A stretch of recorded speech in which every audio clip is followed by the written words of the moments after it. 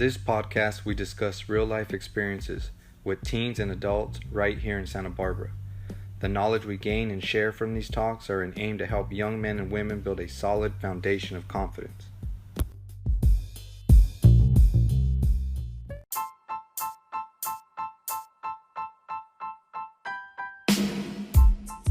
Tears of rage filled my eyes and streamed down my cheeks as I desperately tried to inflict some sort of pain on my older cousins in the front yard of the house on the mesa.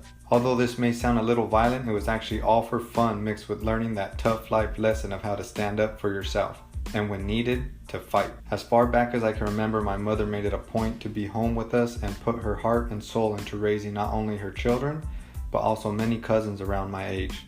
Our days were filled with trips to the park and hours upon hours at the beach. Another way we learned to enjoy ourselves was when my mom would have us put on the gloves to box each other or go at it wrestling. Inevitably, someone would start crying, but we were never to quit, and when all said and done, we shook hands and went on playing. Another great memory is my dad coming home from work and somehow always finding the energy to play with me. It just so happens one of my favorite things to play with him was to fight. This was especially enjoyable because unlike fighting my older cousins in the front yard, in these fights I somehow came up on top every time, or at least that's what he had led me to believe. But either way, it did wonders for my confidence. I must say I was absolutely lucky to have such loving parents and very fortunate to have the childhood I did. Now, after hearing what I just shared about my childhood, it would be pretty hard to believe that for some mysterious reason, as I hit puberty and became a teenager, that I would consider the very parents that showed me so much love and support now my enemies. Also, for reasons I couldn't understand, I became absolutely terrified of fighting, which led to me not sticking up for myself, which led me to be seen as weak and therefore picked on regularly. I often self-reflect on the choices I made as teenagers and all the bad things I put my parents through. And I can remember even back then having a sense of guilt of why I felt and acted the way I did coming from such a loving home. I would see others around me who had it real bad at home, but in my young mind, that didn't make me feel better. It actually led me to feel even worse about myself. After battling with all these negative thoughts day in and day out, it was only a matter of time before I just decided to stop feeling any type of emotions at all. I'm sharing all this with you to spread awareness that our youth, no matter their background, can fall victim to all the evil things this world has to offer. Good parenting is a solid foundation, no doubt. With that being said, it's only natural to start to rebel against our parents or any childhood authority figures for that matter as we become teens. It's my belief that at this time that we also need something else we can be a part of, to be heard and seen by others, other peers we can contribute to and gain significance from. Some may find it in a positive form like school, sports, or a job. Others may follow a more negative path and turn to drugs, unhealthy relationships, or breaking the law. The following is my story and how I went from an honor student to a gang member.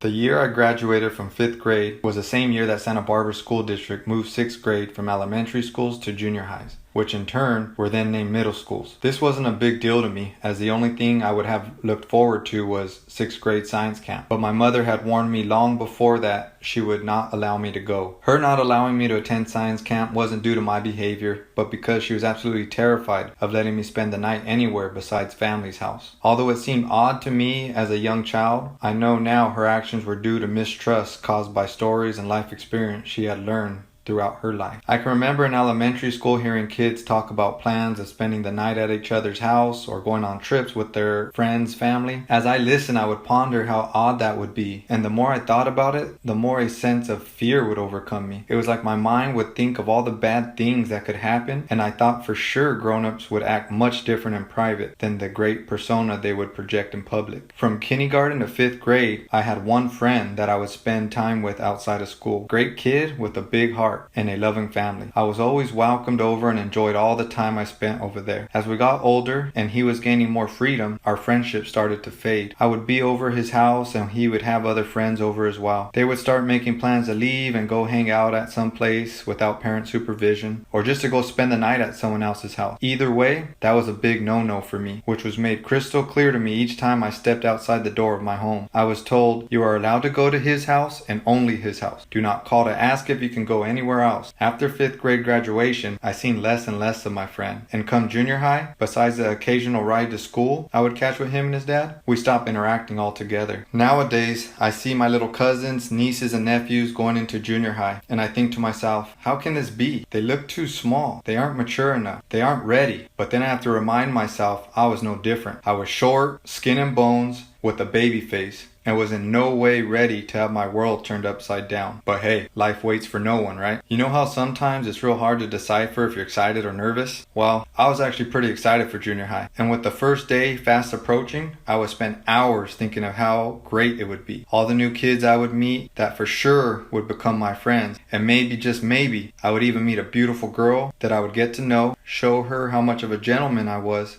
And once she's seen that, she would want to be my girlfriend.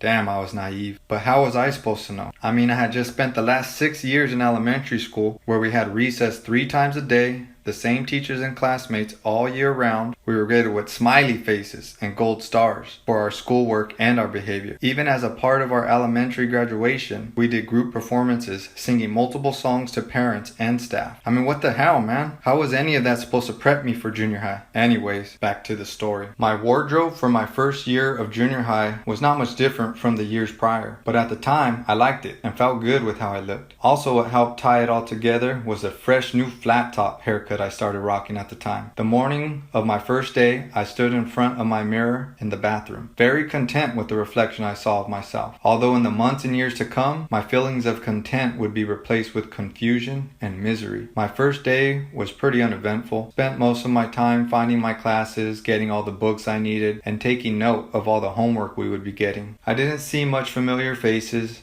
And me being the introvert that I am, I didn't make it a point to try and go around introducing myself. The rest of the week followed suit, but I had big aspirations for Friday. You see, I'd been playing sports since I was a little kid. Started off with t-ball, moved on to baseball, then basketball, but my favorite was football. It was a football tradition that you would wear your jersey every Friday since it was the day before your big game. I guess I figured that although I didn't recognize any faces, there was no way I could miss someone wearing a football jersey, and them the same me. Friday came and I went to school wearing my jersey proudly. Of course, my shyness prevented me from going up to anyone else wearing their jersey to strike up a conversation. I did get a couple head nods, what-ups from teammates, but no one else approached me to say anything. So Friday just came and went like the days prior. In case you're wondering why I didn't hang out with teammates, it wasn't like I was against it. I just never clicked like that with anybody on my sports teams. I would practice and play the games with them, but that's where it ended. As 6th grade went on, I got more and more used to being a loner. It actually gave me a great sense of comfort to know that I didn't have to talk to anyone and no one was going to talk to me. Not having any type of social life really allowed me to focus on my schoolwork, which I was doing quite well in. This helped in big part of me achieving honor roll status. I'm not gonna lie, a big part of me wished that one day a popular kid would take interest in me and bring me into his circle of friends.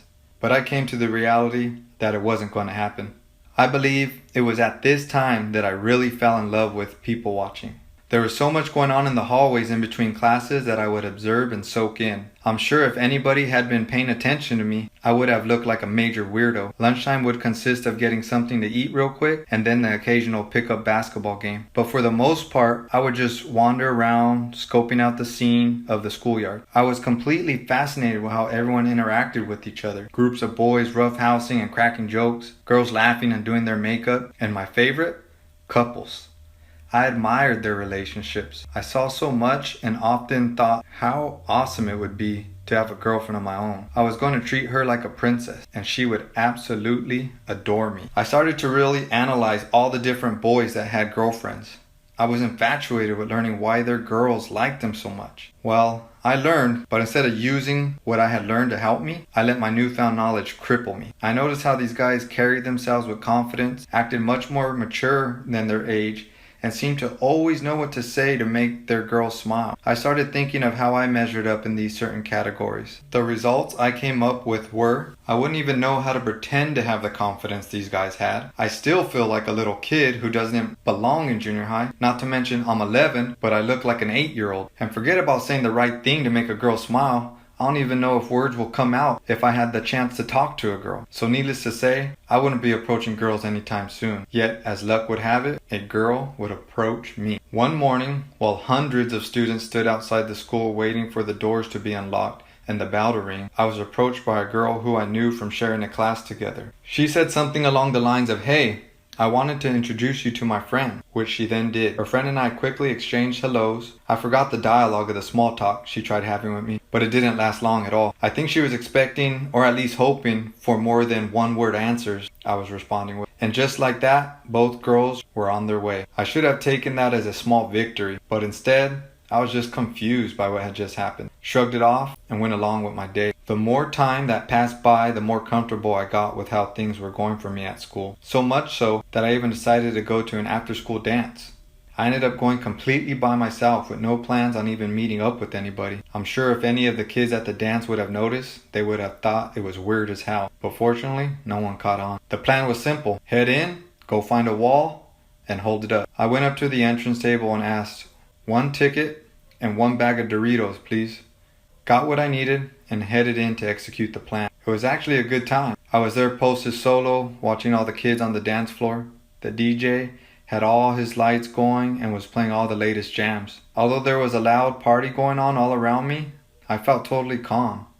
Was truly enjoying myself. It was peaceful, just people watching. Then out of nowhere, the girl I was just introduced to a few weeks before appeared right in front of me. I was surprised not only to see her, but also the fact that she came up to talk to me again. She asked me to dance, and without thinking twice, I said yes. We went straight to the dance floor and got to it. Of course, I had no idea how to dance, but I came up with some basic moves and just put them on repeat. I'm sure it was a hilarious sight to see. But she seemed to enjoy my company out there. I'm proud of 11-year-old me for saying yes and getting out there regardless of how nervous I was. It would have been much easier to quickly say no thank you and just keep to myself the rest of the night. Whenever I think about this event in my life, I make sure 11-year-old me knows how proud I am of him, and if I could, I would shake his hand. I must have been doing something right because we finished our dances. She wrote her phone number on my hand and asked me to call her later that night. After that point in the night, I don't remember the rest of the dance. I was on a natural high. Later that evening, once home and settled in, I grabbed the cordless house phone. No cell phones back in those days. I found a spot in the house where I could have some privacy and dialed the number that she had written on my hand. Back in those days, it took a little more bravery to make these calls, due to the fact that nobody had their own personal phone. So you had to call the house and never know who was going to pick up. You had to be prepared to ask if you could speak to the person you were looking to talk to. Nowadays, you just shoot a text or slide up into their DM. Anyways, I got her on the phone and we began talking. Some of the things I remember from our conversation was how she told me that she had actually been suspended from school, but snuck into the dance because she wanted to have fun, in which I thought to myself, oh dang, she's a bad girl. Also, that the whole reason why she asked her friend to introduce her to me was because she thought I was cute. I already thought she was pretty, and the more I learned about her over the phone call, the more intrigued I became from her personality as well. The longer our talk went and the more compliments I received, the more my confidence grew. That night, I asked her to be my girlfriend. She said yes, and just like that, I was in my very first relationship. I was excited about having a girlfriend and all that I thought would come from it. There was one major problem though. I had no idea how to be a boyfriend. It was my hope that I would transform into a confident young man who would always know what to say, make her smile, and that she would grow to adore me. Even though I hoped for all this to happen, apparently, I guess I figured it was just going to happen naturally because I gave little to no effort in making it happen. It wasn't that I did it on purpose. I was just too scared to take action. So our relationship at school was pretty much non-existent. By watching her from afar, I got to see how she interacted with others at school. And by talking on the phone, I learned more about her. She was very much different from me. She came from a broken home, was a troublemaker, could care less about her grades at school, and her mother let her do whatever the hell she wanted to. I believe my newfound girlfriend was becoming impatient with me failing to make any type of move, so she took the bull by the horns. Once again, she made the first move and asked me to go to the movies. I told her that I would like to go, but first would need to get permission from my parents. My mom and dad were cool with me going, but I would have to take my little brother along with me. I relayed this to my girlfriend, and although she wasn't thrilled, it wasn't a deal breaker either. She said that she would just ask her best friend to go as well. When date night came, my brother and I got dropped off at the theater to meet them. Her friend was our age and my brother was 7 at the time, so it wasn't exactly a double date. We sat and watched Billy Madison, no hand-holding, and definitely no kissing, which is what I understood was the real reasons couples our age would go to the movies. It seemed like our relationship behavior at the theater was identical to how it was at school. Luckily, my girlfriend wasn't ready to give up on me just yet. A few days later, she invited me to her house. Surprisingly, I was granted permission to go under 2 conditions. 1, her mother would be there, and 2, my little brother goes with me. The arrangements were made, and my brother and I arrived at her house. Of course, since I brought my little brother, she invited her best friend. We hung out at her house for a while. I learned her dad had passed away when she was around 8 years old, so she lived with her mother, 2 sisters, 3 brothers. My girlfriend was child number 4 out of 6. I was stunned how her family interacted with each other. There were no hugs, kisses, or I love yous. Instead, there was yelling, cursing, and door slamming, mother included. I was relieved when it was suggested that we go on a walk, because it was a lot for my immature and soft self to soak in at the time. We left the house and headed to the park. I remember us having a fun time, but it was far from romantic. After exploring around the park for a while, we went back to her place to hang out before my bro and I got picked up. Her and I were sitting on the bed side by side. This was the closest we had ever been to each other. Her friend must have realized this as well, and I'm sure her and my girlfriend must have had plenty of talks about our relationship moving at a snail's pace. Her friend started to peer pressure us to kiss. I'd never kissed before, and now I was being pressured to do it in front of an audience. I turned to my girlfriend, smiled, like I was taking the whole thing as a joke, and then turned away and kept my eyes busy somewhere else. I think it was at this moment she lost all hope in me being any type of boyfriend she wanted, although she didn't say it at that moment. She even leaned over and gave me a peck on the cheek. I took it as a major victory and was ecstatic. I had just got my first kiss. Yes, it was on my cheek, and I wasn't the one who made the move, but still, I felt like I just took my first step on the road to manhood. A few days later, I was sitting in my living room playing on my Sega Genesis. This was a video game console from back in the day. I was playing with my cousins and my brother when the phone rang. I picked it up and said, "Hello?" Much to my surprise, it was my girlfriend's little sister. I was kind of caught off guard because her and I never had really spoken before. Not that we would be talking much on this call either. She quickly and simply told me that her sister did not want to be with me anymore, and that she was breaking up with me. I said, "Okay." And we hung up, and just like that, my first relationship was over. I believe the whole thing lasted about a month. I found out later that she had her eyes set on a boy that was making a big name for himself as a gangster, and within days, they were together making out and all. Without meaning to, on a subconscious level, I became captivated by the type of girl my first girlfriend was, and I felt I needed to become the type of guy that would attract them. Enter 7th grade. Over the summer, after 6th grade, I had a lot of time to myself, as you can imagine. I started thinking of creating a new image of myself. I figured if I stopped dressing like I did in elementary and carried myself differently, I would get different results when it came to my social life this year around. I had no type of fashion sense or self-identity, so I used my environment as inspiration. I grew up hearing stories from my mother, father, aunts, and uncles about their cholo days as teenagers, and most of my older cousins identified themselves as gangsters. It seemed like all the wannabe gangsters at my school got plenty of attention from girls. In my eyes, they seemed to be young men and not little boys like myself, along with all the other males at my school. I made up my mind and decided my new wardrobe would consist of Nike Cortezes, baggy creased up Dickies, and 2X Ben Davis collared shirts. For back to school shopping, we went to the Swamp Meet Sears 2001. I was pretty proud of how my new look came together. I thought I looked pretty sharp. Walking into my first day of 7th grade, I felt fresh and was standing a little taller. Same baby face, but from the neck down, it was a whole new me. It didn't take long for my theory of self-transformation to prove successful. My social life seemed to be changing immediately. I was actually being noticed by other students and also, to my surprise, by my teachers. Little did I know, the new attention I was acquiring would lead to a substantial source of misery for me. It seemed like teachers had little to no patience for my questions or requests for help, and I was getting asked where I was from on a daily basis. I had no idea of how to even answer when I would get hit up. I grew up on the Mesa, a suburb up and over the hills from both the west side and the east side neighborhoods. Was I supposed to say I was from there? Or just say I was from nowhere? Do I explain in detail of how I just wanted to dress like a gangster but didn't want to be one? I had no clue. It wasn't too bad at first. Most times I would get looked up and down and then left alone. As the school year went on, the negative attention I was receiving became amplified. The guys who were actually striving to make a name for themselves in the west side were getting tired of seeing me day after day wearing a uniform they felt should be earned.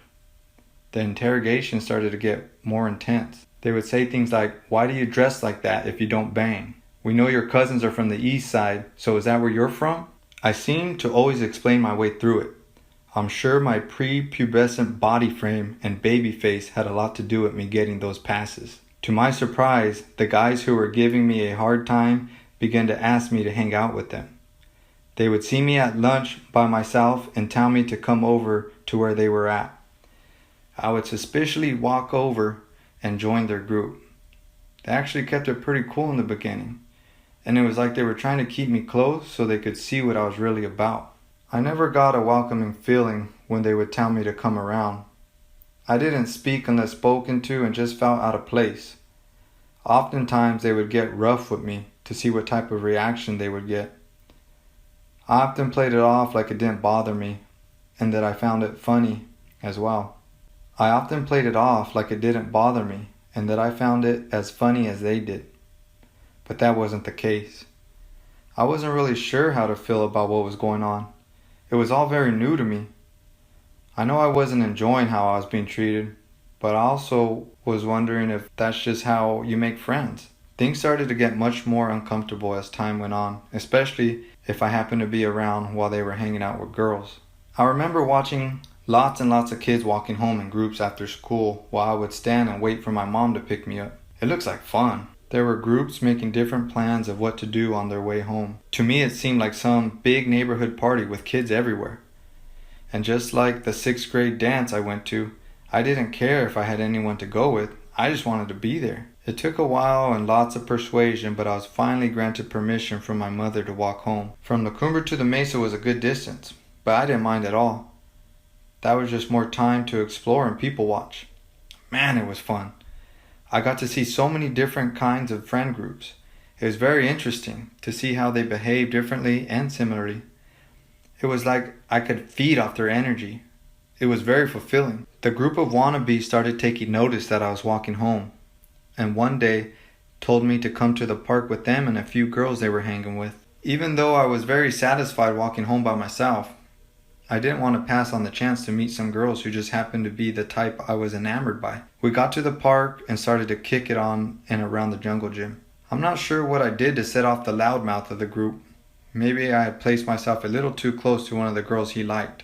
Or maybe he just wanted to look extra tough to the group. But midway through the group chopping it up amongst each other, he jumped down from where he was, walked over to me, cocked back, and slugged me right in the chest. My immediate reaction to that, just like I had learned from play fighting in my front yard, was to punch him right back. My punch landed right back on his chest, and instantly a wave of fear washed over me. I became frozen. I could see his eyes swelling with anger while mine instead were filling with tears. I didn't want him or any of the others, especially the girls, to see me getting emotional. So I just put my head down and stared at the floor. He shouted, "Oh, so you think you're tough, huh?" and laid another solid blow to my chest, which this time I just took and kept staring at the ground. By this time, the circle of kids were silent. No one was egging him on or telling him to stop. I felt so alone. I was beyond embarrassed and felt like a complete coward. There was little to no pain from the punches absorbed. What hurt the most was a pain I had never experienced before. The pain was excruciating. This pain was loneliness. I had a long walk ahead of me still. This gave me plenty of time to gather myself, and when I got home, I was able to act completely normal. I casually asked my mom if she could start picking me up again, and that brought an end to my walks home. The scrutiny I was receiving was not worth dressing the way I was. It was even happening outside of the school environment. At football practice, I was quarterback. I would call my offense to huddle up, and while calling the play, I would be told, "You're a nutty old gangster, huh?" Although I didn't want to worry my parents, I knew I needed to change how I dressed if I wanted the antagonizing to stop. One morning I laid down on the bed in my parents' room. My mom could tell I was deeply upset. She asked, "What's wrong?" I told her I didn't want to dress like this anymore. She asked why, and I told her that everyone keeps hitting me up and saying I was a wannabe gangster. We started talking, and she was advising me on things to tell these kids. The time to leave for school was fast approaching. As I opened up the door to walk out, I looked back at her to show her I was going to be strong, but the weight of all the stress had become too much to hide. And as I walked out, I bursted out in tears. Enter 8th grade. Back in 7th grade, my parents had bought me some different clothes. I didn't have a new particular set style or anything, but I know I wanted to stay away from anything baggy. So let's just say I was wearing skinny jeans long before they became popular. Dressing different did help, but unfortunately I had already opened Pandora's box. The same guys still gave me a hard time, but I wasn't hanging around with them anymore, so it wasn't as often or as bad. For reasons unknown to me at the time, I started to attract a new type of bully. They were Chicanos like the other guys were, but they weren't interested in gangs. I'd call these ones wannabe alpha males. Their interests were girls and partying. It was at this time in my life I spent much more time in front of my bathroom mirror, but I wasn't content with what I saw in the mirror anymore. I never started blaming myself or putting myself down. I would just stare in confusion. I was desperate to know what it was about the way I looked that made other kids treat me so horribly. The alpha kids used the same tactics the gangster kids did. They made me think I was kind of a part of their crowd, or at least had potential to be. Except these kids weren't busy full-time trying to act so hard, so they had more time to be chill and have fun. I actually was able to enjoy my time around them some of the time. Me joining in on the conversations didn't seem to set them off, but them being cool or uncool with me simply was unpredictable. I was getting more and more used to the everyday poking and prodding. You know, a little push here, a little tripping there, and of course, plenty of derogatory remarks. One day I was walking with the kid I shared a class with. I remember this kid being even quieter than I was. If I didn't know any better, I would have thought he was a mute. Class had just ended and we were walking in the same direction to our next class. We were chatting as we strolled, and then out of nowhere, one of the gangster kids came up and purposely knocked the books out of the other kid's hands. Once again, my instinct took over, and I shoved the gangster kid. His eyes bulged and his face turned red as he ran back and shoved me. His push sent me back a few steps, and I again froze. Tears filled my eyes as I looked to see where the other kid was, but there was no sight of him. I stood there once again with my head down, not wanting the gangster kid to see that I was being emotional. He snapped at me with a few choice words and then walked away. Obviously, I chose to swallow my pride on the daily, but events like these crushed me and any hopes I had of becoming a man. There was a bright side to having a baby face and looking so young. There was a good amount of girls who thought I was very cute and weren't shy about letting me know that. The problem that came along with that, though, was that I was friend cute, not boyfriend cute. I had my one girlfriend in 6th grade and then went on a dry spell for 2 years. Granted, I would never ask a girl unless they went through the trouble of making it completely obvious to me that they liked me, and that hadn't happened. 8th grade was coming to an end when I ended up getting seated next to a girl that I had become familiar with. Not only her, but her group of friends as well. This girl and I got to know each other more, and in class we started to flirt with each other. At least, that's what I interpreted it as. She would even put her leg on top of mine and let me caress it during class. After this happening consistently, I took it as a big hint that she liked me. I worked up the courage and asked her to be my girlfriend, to which she said no. I was more confused and embarrassed. I wondered how I had read that wrong, and thought I was in deep trouble of being able to figure out how the female mind worked. I did start to worry about what she was going to tell other people, and most of all her girlfriends. Were they all going to laugh and make fun of me? Were they going to think I was stupid for thinking that one of them would actually want to be my girlfriend? After a few days went by, I did my best to forget I even asked. Sometime later, the girl from my class ended up telling me that one of her friends liked me and that I should ask her to be my girlfriend. I knew the girl she spoke of and decided to act fast. I quickly found myself in relationship number 2. I did upgrade my boyfriend skills this time around. I spent time with my new girlfriend at lunch, held her hand in between classes, and even made the move to have my first kiss. Soon after, graduation day arrived, and I was invited to a grad party by the Alpha guys. I wasn't surprised about being invited, nor was I excited to go, as I didn't know what may be in store for me there. My girlfriend ended up telling me she was going to be there and wanted me to go as well. She promised we would have an extra special time. By this point in our relationship, we had already shared with each other that we were both virgins, but felt we were ready for sex, or at least in our 13-year-old brains, we thought we were. I put zero planning into how we would make it happen there at the house where the party would be held, but I also knew I would do whatever it took to make it happen. As luck would have it, the dude whose house it was already had it all figured out. He was one of the alphas, and I was probably closest to him than any of the others. He let me know to take her to his room as soon as she showed up so we could have our quality time before more and more people showed up to the party. So that's what I did, which worked out very nice. He had just forgot to mention that he and his girlfriend would also be in the room. He and his girl were on the bottom bunk, and my girlfriend and I on the top bunk, along with random couples walking in to see if the room was occupied. Now, we were only 13, so I'm not going to go into detail of that experience. But let's just say I used all the knowledge I gained from those late night Skinamax movies and what I could make sense of through the fuzzy screen of the Spice Channel. After we finished our special time together, we did our best to straighten up and head out to the party. She left the room first and I followed shortly after. Once I was out in daylight, I noticed my hair was sticking up, my shirt was still halfway untucked, and my pants were twisted. I guess that's what happens when you try to dress yourself under the covers in a dim room with an audience present. I went straight to the snack table to keep myself occupied under the impression that no one outside the room knew what had just happened. That thought was short-lived when a close friend of my girl's walked up to the snack table beside me. I had just put a slice of cucumber to my mouth and took a bite when she remarked, "That's not the only thing you like to eat, huh?" I just smirked and thought, damn, word got around quick. And that was my last day of junior high.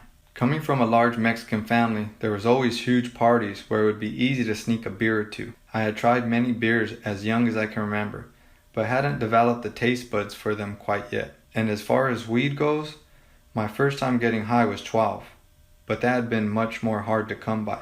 That started to all change as I got closer to the age of 14. I had developed quite the taste for alcohol and was now able to easily get weed. I began getting drunk and high all the time. It made me feel marvelous and helped me not to think of why so many other kids treated me the way they did. The summer heading into 9th grade was a very memorable one. I started hanging out with my 2 older cousins much more. My oldest cousin had just got back from placement, and my second oldest had moved back down from Santa Maria the year prior, but had been going to Santa Barbara High while I was at La Cumbra. It felt so good to be around them. I mean, don't get me wrong, they didn't hesitate to punch or push me around either. But with them it was different, and I had no problem dishing it right back out to them. I would go out with them sometimes, but mostly we would spend time together at each other's houses. In both cases, I would meet some of their friends here and there. My oldest cousin was from the Crazies, and the younger one solely from the east side. One evening, late into the summer, we were hanging out around my Mesa neighborhood. We decided we want to go out cruising, but there was a small issue preventing us from doing so. We didn't have a car. My cousins knew a girl who lived close by that had an SUV. We went by her place, and she was all for going out with us that night. My oldest cousin drove, she sat shoddy, while we sat in the back. My other primo sat to my left, one of their friends was on my right, and I sat in the middle. It was a chill ride, very mellow. I can't remember the exact time, but it must have been late because there were no other cars driving around. We decided to stop at a 7-Eleven that wasn't too far away from where we were at the time. The plan was to grab some snacks real quick and get back on the road. As we pulled into park, we realized we had just pulled into a parking lot with 3 carloads of guys who looked very happy to see us, but not in a friendly way. More in the way of like they had been cruising around looking for trouble, but had been unsuccessful. It was just sheer bad luck on our part that we were in the wrong place at the wrong time. Our mood of the night changed instantly. Not exactly sure how everyone else in the car was feeling, but I went from chill to heart beating out of my chest. The guys started yelling out, "Carpas!" My older primo slammed the car in reverse and gunned it. We hit the street and started flying down the road with them right behind us. One car pulled along our right side and another on the left. One stayed on our tail. Our windows were down when we pulled into 7-Eleven, and we didn't have power windows, so the driver's side window was wide open. The guys in the car on the left started throwing beer cans and other items at our getaway driver. They even started hanging out of their car to get a closer shot. My cousin sitting to the left of me seen this and started hanging out the window himself to do what he could to try and protect his older brother. I'm not exactly sure what caused it, but my older cousin lost control. I felt a sharp jerk, and then it was like time almost came to a stop. All action was in slow motion, like watching a slug cross the road. The car tipped to the driver's side and began to tumble over and over again. It was like some evil carnival ride. As the car spun, the gravity would have me pinned, and as it hit the ground, I was sent flying. This seemed to go on forever.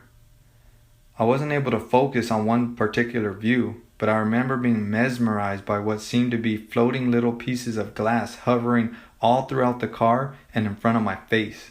The SUV finally came to a sliding stop. We landed completely upside down. Real time snapped back. I did my best to shake it off and bring myself to concentrate on what I needed to do next.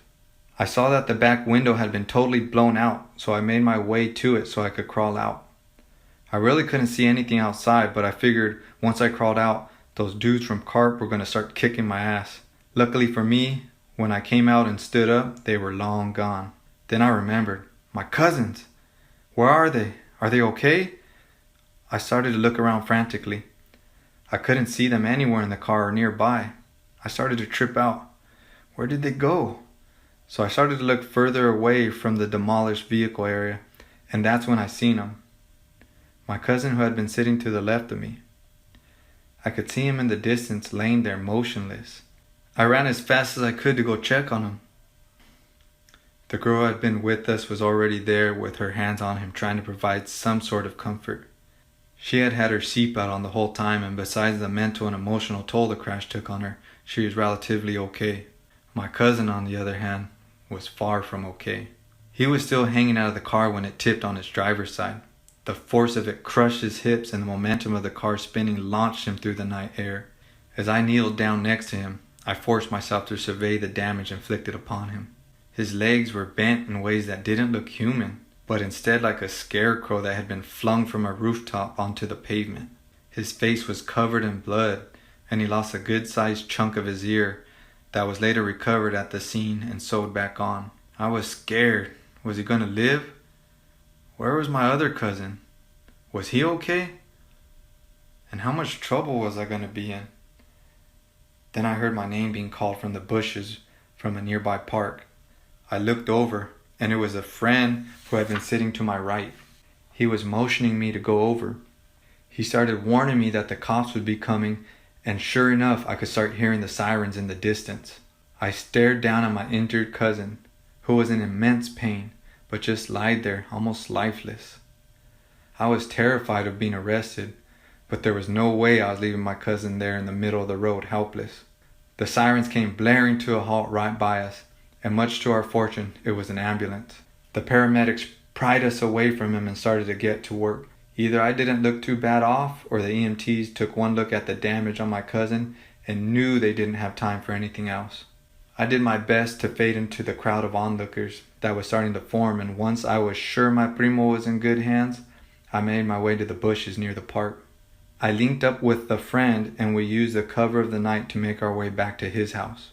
The plan was to lay low and recover, but his family caught wind of what had happened and things got heated. My parents were called and I was picked up. Being in their possession was no picnic either, but they were more concerned with my well-being more than anything.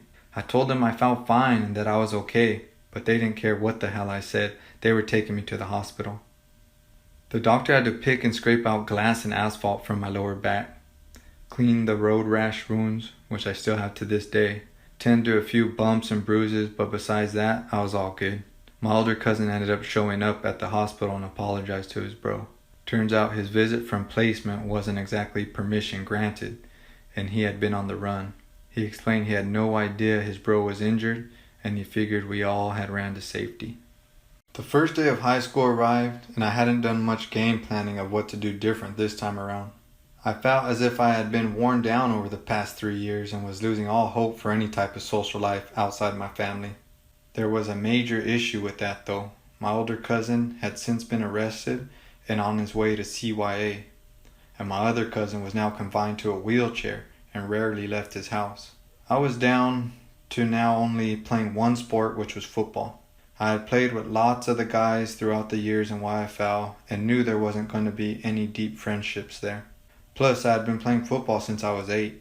I became bored with it, and after long back and forth discussions with my parents, much to their disappointment, we decided this would be my last year. I had a cousin from my mom's side of the family who was already going to SB High and was playing varsity football. To help keep the story from getting confusing, we'll just say his name was Joel. He and I had grown up very close. We just went to different schools and he was about 2 years older than I. He and his friends were stars on the football team. Knowing I didn't have any friends of my own, he would invite me to come hang with his crew. I tried this out in the very beginning of the year, but they and I were never able to build any type of rapport. I felt they were in a league of their own. They were all built, solid athletes and had serious relationships with their girls. I always felt like a tail, going where they went, listening while they spoke amongst each other. I wasn't adding any value to the group, and I knew whether I was there or not, it would make no difference to them. I felt like a follower, so I decided I'd rather roll solo than be a follower, and stopped all efforts to be a part of their crew. I asked Joel's mom, my Thea, if I could go to her house during lunch break. It was only a couple blocks away. I told her I just wanted a place to eat whatever I brought for lunch and to kill time before I had to go back to class. She was all good with it, and I felt satisfied. I no longer had to feel like a weirdo on display wandering around aimlessly during lunch break. Being a freshman was going pretty smooth. I'd get to school, go straight to all my classes, attend football practice, and then straight home. I was really beginning to get accustomed to my daily routine. It was like I got to go unnoticed again and get back to my people watching without being bothered. I didn't know exactly how or why it was so peaceful, but I was very self-conscious of keeping it that way. One day before practice, a few of us guys on the team were throwing the ball around. I ran a route and was thrown the ball. I made the catch and continued to run for the imaginary touchdown when my defender wrapped my legs up from behind for the tackle. He happened to trap my arms in his grasp around my legs as well, and when I hit the ground, the left side of my face broke my fall. It wasn't too painful, but more of an odd feeling. It was like the left side of my face fell asleep. It was numb, yet felt like a million ants were crawling all over it. I tried to shake it off, but my teammates immediately pointed out that half my face was drooping and that any type of facial expressions I would make, only half my face would react to. My parents took me to the doctors and I was diagnosed with facial palsy, which meant the nerves in one side of my face had suffered major trauma and were now severely damaged. There was nothing that could be done to remedy it. They would have to heal on their own. It could take months, maybe years. I thought to myself, well, this isn't good. It actually wasn't as bad as you would think. Being a loner that no one noticed actually helped a lot when it came to not being made fun of for this new condition of mine. Unless I made a facial expression, it was hard to tell anything was wrong with me. And since I didn't interact much with anyone, it wasn't a huge deal. Usually the classroom would be the only place I would get caught up. When the teacher would call on me and I would have to read or speak to the whole class, that's when the kids would point and laugh. Knowing that any kid could stop me on campus and start going in on me about my face had me on my toes, and I put a lot more pep in my step when it came to getting to my tia's house for lunch break. One day on my way to the house, I ran into a family friend who was a year or two older than I. Our families had known each other for many years, and we had even played in the same football league. She was quite the tomboy growing up. She asked where I was headed, and she asked if it would be okay if she joined me. I wasn't too keen about the whole idea as she was messing with my program, but I didn't have the heart to say no. So on we went. We ate our lunches and lounged around. The time to start heading back was fast approaching, so we got our backpacks back on and was about to head out when my tia opened the door. She had come home from work to grab something from the house, and to put it lightly, was pretty upset with seeing that I had taken upon myself to invite female company over. She felt I had disrespected her and her home.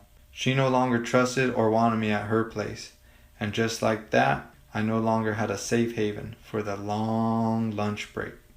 My freshman football season finally came to an end, and my facial palsy wasn't as severe, yet evidence that I suffered from it is still visible to this day. I was stoked that the season was over, and I no longer had to be committed to something that I disliked doing. What I wasn't prepared for, though, was the void in my life it would create and the activities I would partake in to fill it. Knowing I didn't need to keep a certain grade point average or have to be in decent shape for sports led me to become careless with my marijuana and alcohol consumption. As soon as I got dropped off, I would head for a secluded area and get high. Then I started ditching classes to go smoke. It didn't take much time at all for me to become a stoner. Being high seemed to make me feel so good, and I was able to enjoy my time alone 10 times as much. What it was really doing was making me care less and less about the outside world.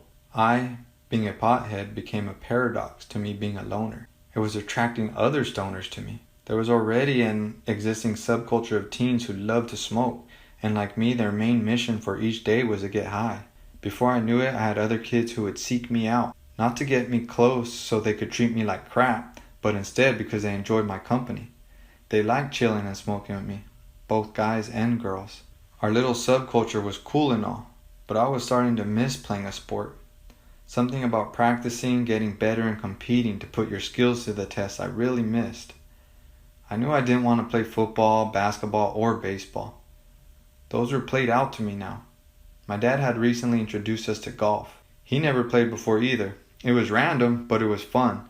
I remember all the looks we would get out there on the course in our street clothes. To my surprise, I found out that the school had a team. I had no idea how a golf team would work. From what I knew, golf was a one-man sport, but I didn't care. I knew I liked it and figured I would enjoy the process of improving my game. I went to the office and set an appointment to speak to the golf coach. While I sat and waited, I thought of how impressed he would be with how much I knew of the game. I knew I didn't look like your everyday golfer, but I was willing to learn how to dress the part. The appointment didn't last very long. I remember getting the feeling instantly that I wasn't wanted on the team. He told me they had no more room on the team and suggested some other sports that were in season. So much for my ambitions of becoming a great golfer. Sports or no sports, I was getting by okay. By this time, I had traded all my college prep and advanced courses for general ed. I was ditching a lot, but when I did decide to go to class, I wanted them to be as easy as possible. I was now spending my lunch with whoever else had bud to share at random smoking spots around the high school. Other than that, I was solo. One day I was strolling through the main hallway making my way to class. It was crowded as usual, so I was navigating my way through, paying little attention to who I was passing by. I was utterly shocked when a senior built like a linebacker snatched me up by my neck with both his hands and lifted me off the ground. He shook me violently. My feet dangled in the air helplessly and my face felt like it was burning red. I'm not sure if he had planned to do this or he just seen a weak-looking kid walking by himself and took it as an opportunity to show off to his group of friends who were standing there watching. He simply called me fresh meat and then threw me back down in the same direction I had been walking. My feet hit the ground stumbling. I kept walking forward at a high pace, frightened to look back. Tears were rolling down my face. I raised my own hands to my throat in an attempt to provide myself some comfort as I worked to calm myself down and catch my breath. After I was out of the general area, that all too familiar feeling of loneliness set in. And worse, that disgusting feeling of being a coward. Something changed in me that day. Being choked like that with hundreds of other kids around was traumatic, no doubt. But I believed it was that event, plus all the others leading up to it, that finally made me snap. From that moment, I stopped caring about anybody else's feelings. I figured I wasn't important enough for anybody to make effort to build friendships with me, and at the worst times when bad things would happen to me, I didn't even get a, "Hey, leave him alone," or an, "Are you okay?" My thought process at this time was, fuck the world. The ball of change had started rolling. I would continue to evolve rapidly. During lunch, I would go post up at Circle K where all the troublemakers would be. Before, when I would hear that a fight was going to happen, all the other kids would be getting hyped to go watch. Not me. I would immediately head the opposite direction. I always had this phobia that if I went to go watch a fight, someone in the crowd would turn on me and push me to the center of everyone's attention, only to take an ass whooping myself. Now, I didn't care. I wanted it to happen. Someone could call me out. A group could jump me, or whatever. It was like my tolerance for being a coward was a tall glass cup, and since junior high, it had been getting poured into, steadily filling up drop by drop, along with a few long pours. I'm not sure how much room was left when I allowed myself to get choked like that with no repercussions. But that event made the glass overflow, tip over, and shatter into a million pieces. I started meeting some new guys from the east side, and was also getting closer to a few of the crazies I was introduced to from when I would go out and party with my older cousins. I ended up losing all interest in school. If I did decide to go back to class after getting high all lunchtime long, I would take a 44-ounce soda cup filled with Budweiser or a bottle of Bacardi 151 hidden in my pocket. I was getting more and more attracted to the lifestyle I was around, so I wanted more. I asked another youngster who was a little older than me but still in my same grade if it was cool if I strolled with him and his crew after school. I knew they all backed up and lived deep on the east side. I was pumped to start kicking it. For the sake of the story, we'll call the guy I asked Casanova, because he always had girls. He was all about me joining the squad, so I started hanging with them pretty tough. One night we were kicking it at an apartment complex where one of the guys in our group lived. We'll just call him Pops. We had been drinking and smoking heavily, as usual. They started talking about a guy who lived next door to Pops. He was our age, or a little older. They said he was an asshole, and were talking about how he thought he was such a badass because he worshipped the devil. I was still very new to the group, so I didn't know who they were talking about. They must have really hated him though, because they started talking about how they should just jump him. To this day, I still don't know if they really meant it or not, but I suggested we do it that night. I told them I would get it started and that they should jump in after. They asked me if I was serious, and without hesitation, I replied yes. I'm sure me being drunk and high had a lot to do with me practicing my newfound courage, but I'm sure if I was sober, I would have acted the same. I was desperate to prove to myself I wasn't going to be a coward anymore.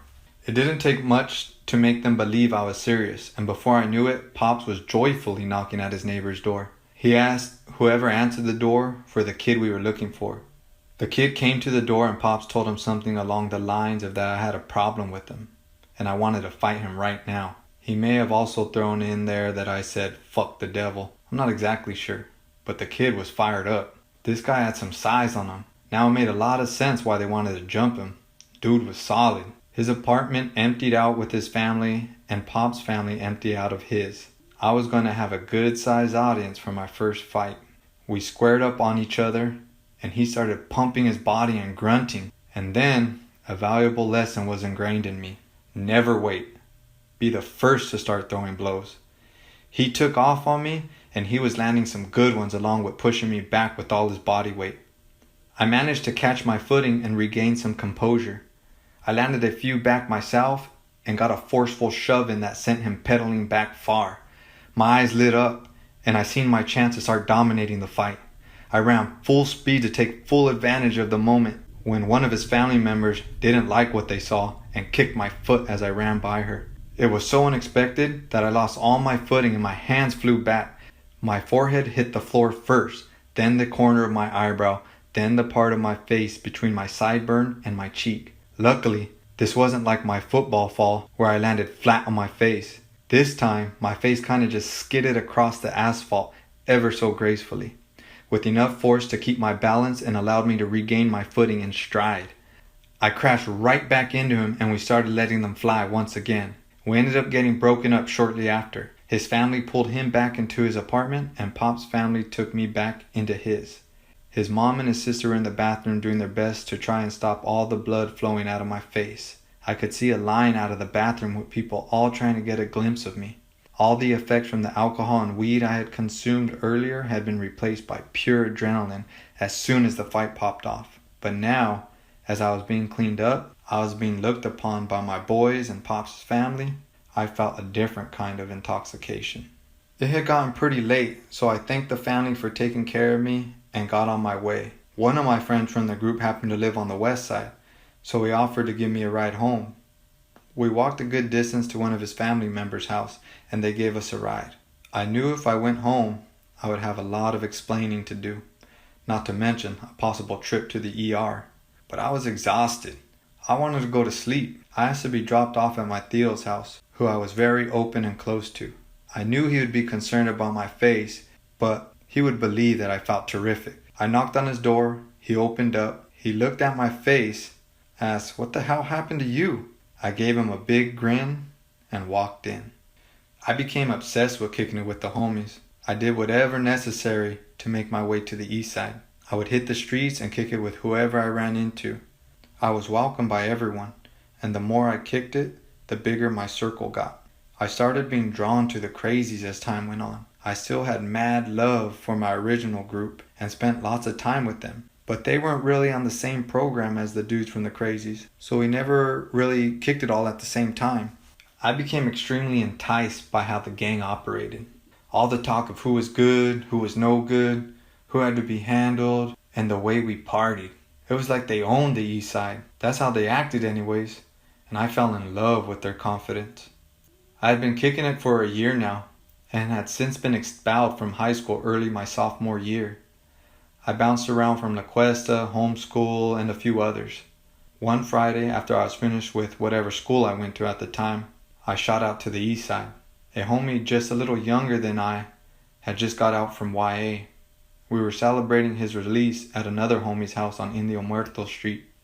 A few of us were chilling in the front yard when a car pulled up, and out came one of our older homeboys.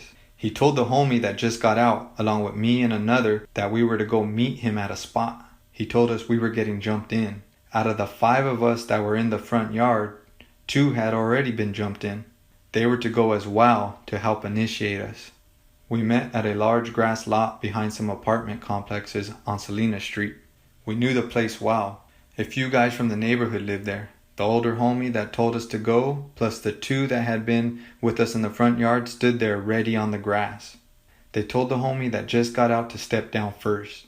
I would have rather gotten it over with first, but at least I got to see what lay ahead of me. They gave it to him for a good amount of time, and when it was done, they shook down and welcomed him to the crazies. The kid who had just got jumped in was told to stay and help out with the next round. As soon as they were done with the congratulations and looked over, I stepped down and approached them. Without words, fists started finding my face. I did my best to keep my eyes open so I could see where I was punching, but it didn't help much. For every shot I would land, 4 or 5 would land on me. The hits were solid, but I was staying on my 2 feet. One of the guys abandoned throwing hands and started going for the takedown. He ended up getting me to my hands and knees, which set me up nice for kicks to the ribs. At this point, my only focus was to get back up and keep inflicting any damage I could, but it wasn't happening. He just kept taking me down. Then it came to an abrupt stop. It was over. I made it through. They helped me up and welcomed me in. Now, I was official. My story you just heard is a perfect example of why we created Solid Foundation. You heard in my story countless times of how I just wanted to belong and could have used some sort of companionship. As a teen, I felt out of place and didn't have the skills or know-how to make my situation any better. We want to create a community that no matter their background or what they have been through, a teen will know we are here to support them. I hope my story serves as awareness to parents that our children's innocence and happiness may be being chipped away at, and that no matter how well we raise them and shower them with love, there will come a time in their life where we will have to compete to hold influence over them. We will be competing against their peers, music, movies, social media, drugs, gangs, and their intimate relationship. Let's face it, other than sports, there isn't a whole lot of options out there for teens, and if we are lucky enough for our kids to find something they are passionate about, it's expensive as hell. That's why my team and I are working hard to bring the community together to offer more productive activities for teens. For all the teens who just heard this, please understand that my story is not meant in any way to glorify drugs, gangs, or sex. I relied on drinking and smoking to numb me instead of deal with my problems. I joined a gang because I was weak-minded and thought I needed them for protection. I wasn't educated enough in sex and was a father by 17. You see, you just heard the very beginning of my story. If I would have continued, you would hear how being a pothead and alcoholic put me back in life, along with all the times I had been arrested because of it. You would hear how no one in my gang actually cared for me, but instead only cared about what I could do for them. Not to mention how their confidence was all a facade. Some of the hardest dudes in the gang would end up telling on their own homies to save themselves, and some are even dope fiends. Another important thing to know is that me fighting wasn't what gave me my confidence. You heard it in the beginning of the story. My mother and father instilled that heart in me to fight as a child. It was facing my fear that gave me my confidence and opened up a whole new world for me. Solid Foundation offers programs in fitness, work ethic, family values, and martial arts because it was those activities that helped my partners and I create a solid foundation of confidence. If you would like to know more about Solid Foundations, you can message us on Instagram at solidfoundations_SB. If you would like to help support what we are doing, you can refer potential customers to our business sponsors. Contact at Charmed by Crystal on Instagram for all your hair and beauty needs. Do you know someone who wants to buy or sell a home? Have them contact Lorena Regalado at 805-403-1270. And of course, for all things office furniture, please contact Legacy Installation. More details about Legacy will follow on the closing segment.